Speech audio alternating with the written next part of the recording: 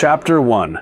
How many kinds of principalities there are, and by what means they are acquired. In this chapter, I lay out the divisions among all states that have ever governed men.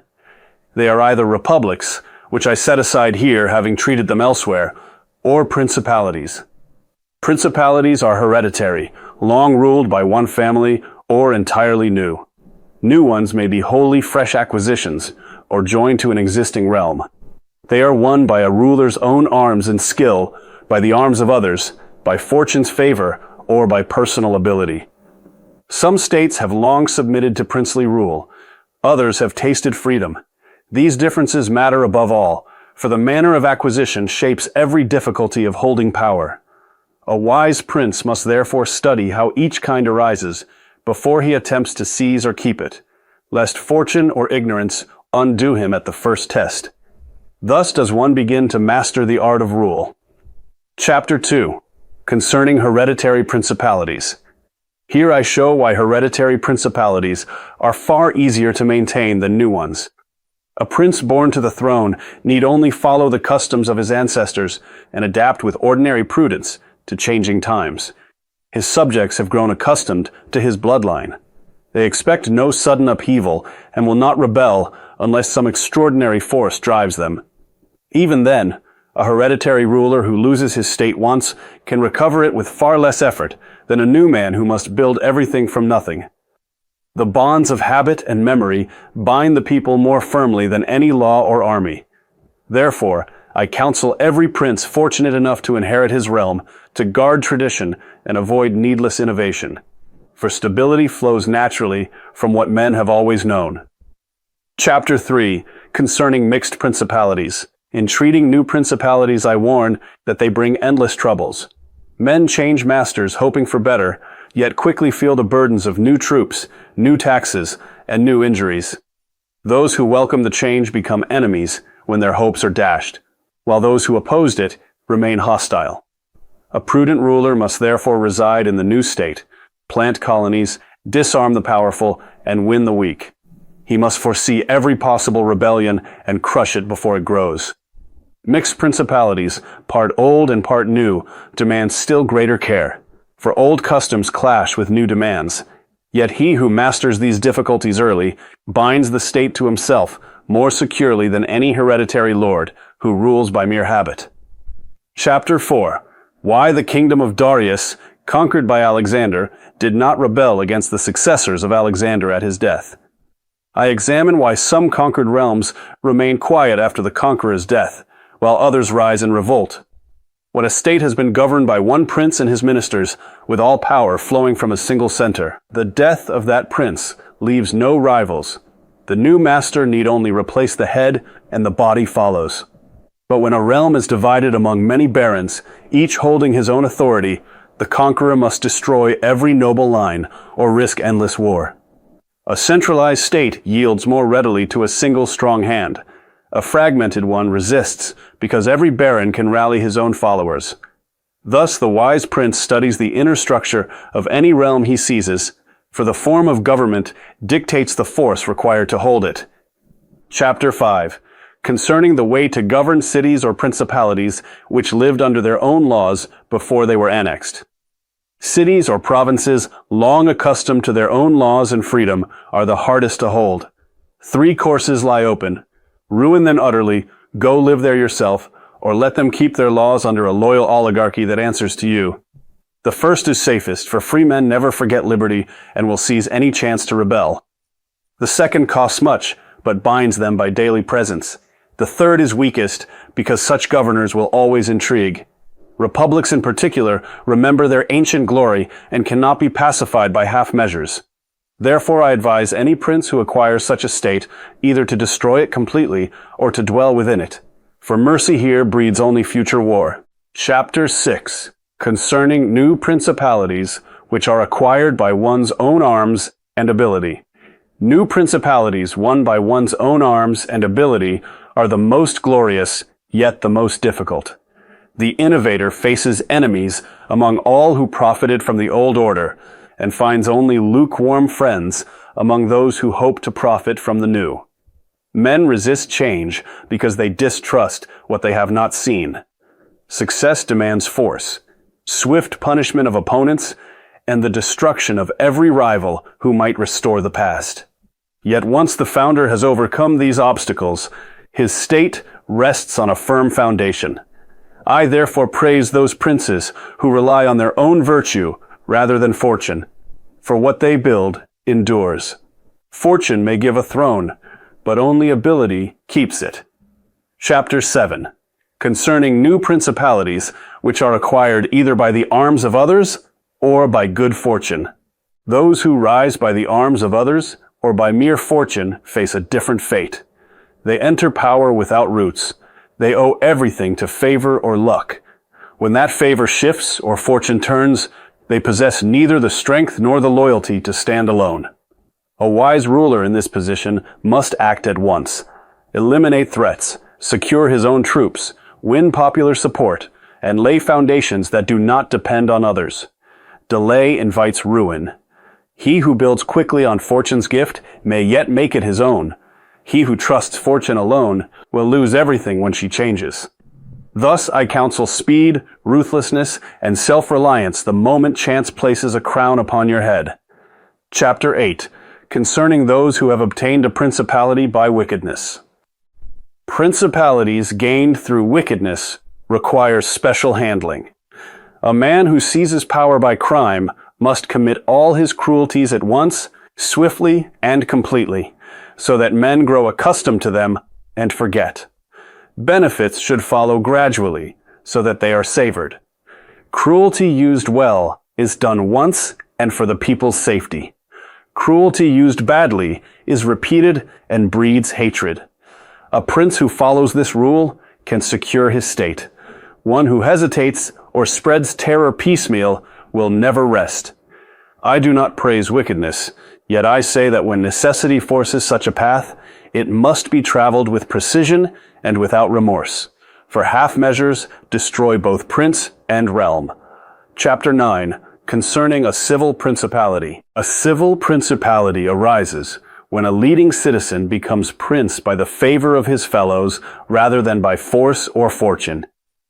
Such a state is more secure when founded on the people than on the nobles, for the people seek only not to be oppressed, while the nobles seek to oppress. A prince who rests on the people can always arm them in time of danger, whereas one who rests on the nobles must fear them even in peace. Therefore I advise winning the people's goodwill above all. It is the only sure shield when fortune turns hostile. Nobles are changeable. The multitude, once satisfied, remains loyal. Chapter 10. Concerning the way in which the strength of all principalities ought to be measured. A principality's true strength is measured by whether the prince can stand alone in time of need or must always beg aid from others. A ruler who possesses his own troops, fortified cities, and loyal subjects can withstand any assault. He should keep the people content, protect their interests, and turn every enemy attack to his advantage by showing that he alone can defend them. A prince who lacks these resources will collapse at the first storm. Thus, I counsel every ruler to build his own forces and fortifications while peace lasts, for reliance on allies or mercenaries is a chain that fortune may break at any moment. Chapter 11. Concerning ecclesiastical principalities. Ecclesiastical principalities are acquired by ability or fortune, yet held without either. They rest on ancient religious ordinances so powerful that no prince's conduct can shake them. Subjects remain loyal regardless of how the ruler lives or rules. The sacred order sustains the state. A prince in such a realm need neither defend it with arms nor govern with prudence, for divine authority does the work. Yet I note that once these states are seized by a temporal prince, they behave like any other. Still, while they remain under religious governance, they enjoy a security no other principality can match. Chapter 12. How many kinds of soldiery there are, and concerning mercenaries. I divide soldiery into 3 kinds: mercenaries, auxiliaries, and one's own troops. Mercenaries are useless and dangerous. costing much in peace and fleeing in war. Auxiliaries borrowed from another power bring the same perils plus the risk of foreign domination. Only a prince's own troops, raised from his subjects or loyal citizens, fight with true commitment. A state that relies on foreign arms will never be secure. Therefore, every wise ruler must build and maintain his own forces, training them in peace so they stand ready in war. Arms are the foundation of all power. Without them, a prince is naked before fortune and enemies alike. Chapter 13, concerning auxiliaries, mixed soldiery, and one's own troops. Relying on mixed or foreign soldiery invites ruin. Such troops lack loyalty. They serve for pay or fear, not love of the prince. When danger comes, they either desert or turn against their employer. A prince who arms strangers arms his own destruction. I therefore urge every ruler to dismiss all auxiliaries and mercenaries at the earliest moment, and raise troops from his own people. Only native forces, bound by shared interest and habit, will fight to the end. Self-reliance in arms is the first mark of a strong state. Dependence on others is the certain road to servitude. Chapter 14. That which concerns a prince, on the subject of the art of war. A prince must make the art of war his sole study and occupation. In peace, he should train his mind and body for battle, study terrain, organize drills, and read the deeds of great captains. War is the only profession that preserves a state. Neglect of it causes loss of both state and honor. A ruler who knows nothing of arms cannot command respect from soldiers or fear from enemies. I counsel every prince to live as a warrior even when no war threatens, for fortune favors the prepared. Idleness in military matters breeds contempt. Constant preparation breeds victory. Chapter 15, concerning things for which men, and especially princes, are praised or blamed. Men praise certain virtues in princes and blame certain vices. Yet a ruler who wishes to survive cannot always practice the praised qualities.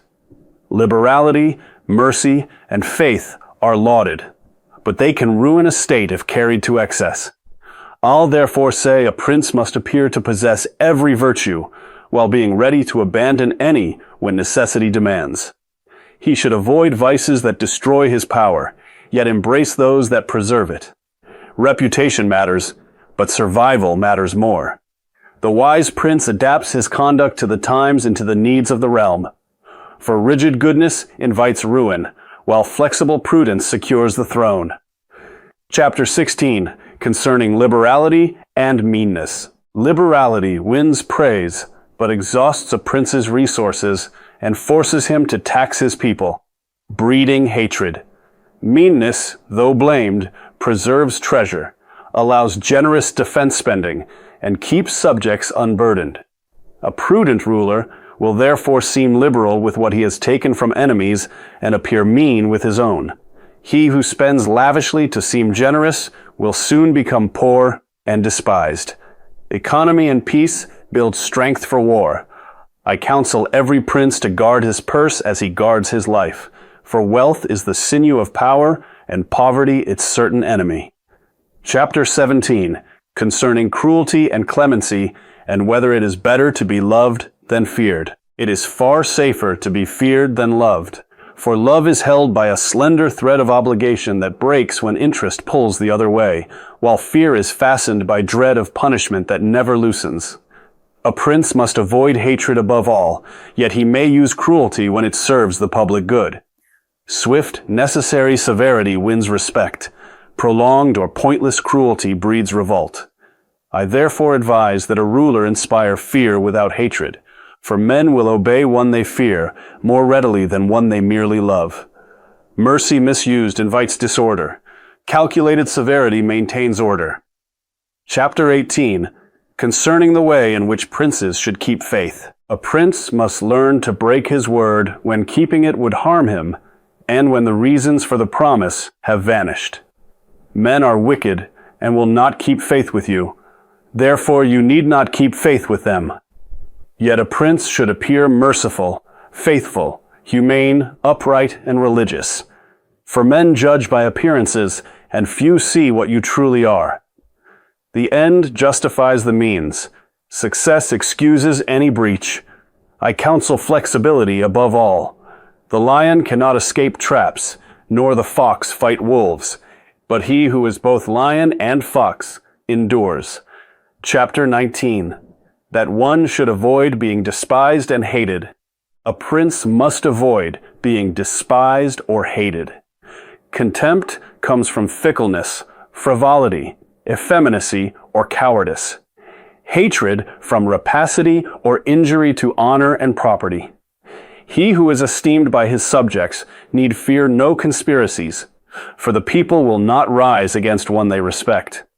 Arms and popular goodwill together form the strongest defense. I therefore urge every ruler to cultivate a reputation for strength, constancy, and justice, while guarding his subjects' goods and women. Esteem prevents plots. Hatred invites them. A prince who is both feared and respected walks secure amid any storm. Chapter 20. Are fortresses and many other things to which princes often resort advantageous or hurtful? Fortresses are useful or harmful according to circumstance.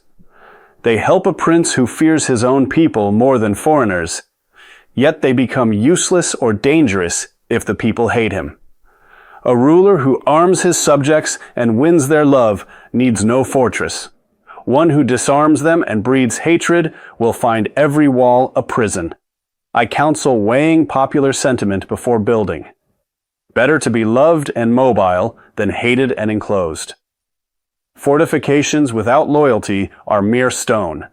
Loyalty without fortifications is true strength. Chapter 21. How a prince should conduct himself as to gain renown. A prince gains renown by bold enterprises and by choosing clear sides in disputes between neighbors. Neutrality invites contempt from both victor and vanquished. He should also honor those who excel in arts and arms, reward merit, and give public festivals that keep the people engaged yet orderly. Great actions impress men and bind them to their ruler. I advise every prince to seize every opportunity for glory, for nothing maintains a state so firmly as the admiration of its subjects and the fear of its enemies. Chapter 22. Concerning the secretaries of princes. The choice of ministers reveals a prince's own wisdom. A ruler is judged by the quality of those around him. He should select men of ability, loyalty, and diligence, rewarding them so they have no need to seek wealth elsewhere. A prince who chooses wisely gains credit for every success. One who chooses poorly shares blame for every failure. I counsel testing counselors carefully and keeping them dependent on your favor alone. For faithful servants are the eyes and hands with which a prince sees and acts throughout the realm. Chapter 23. How flatterers should be avoided. Flatterers are the plague of courts. A prince who allows them will hear only what pleases him and will soon lose the truth. The remedy is to choose a few wise men and allow them to speak freely on matters you ask about. Then decide alone. He who listens to everyone becomes contemptible. He who trusts no one becomes isolated. I advise balancing counsel with solitary judgment. For the best prince hears good advice, yet remains master of his own will. Flattery blinds. Frankness, when controlled, illuminates. Chapter 24. The princes of Italy have lost their states. Princes lose their states through idleness, failure to prepare in peace, or reliance on fortune rather than virtue.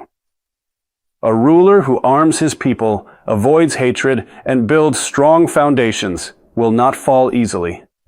Those who lose their realms usually do so because they neglected the arts of war or alienated their subjects. I therefore remind every prince that security is earned daily, not granted once. Fortune favors the vigilant. Neglect invites ruin. He who wishes to keep what he has must never cease to guard it. Chapter 25. What fortune can effect in human affairs and how to withstand her. Fortune governs half our actions, yet leaves the other half to our own control. She resembles a raging river that floods when unchecked, but can be tamed by embankments built in calm times. A prince who adapts his conduct to the times prospers. One who clings to old ways perishes when circumstances change. Boldness often conquers fortune where caution fails, for she favors the young and the daring. I counsel every ruler to study the times and strike when opportunity appears, for fortune yields to those who seize her rather than wait passively for their gifts. Chapter 26. An exhortation to liberate Italy from the barbarians. Here I exhort every worthy prince to seize the present opportunity to liberate and unify a divided realm long oppressed by strangers. Native valor has never been lacking, only leadership has been absent. With your own troops, prudent strategy, and divine favor, such a task can be accomplished swiftly and gloriously. No enterprise is more just, no cause more beloved by the people. I urge you to take up this banner with courage, for fortune now smiles on the bold and the prepared. Act, and the realm will follow. Hesitate, and opportunity passes forever. Thus does a new prince write his name in history.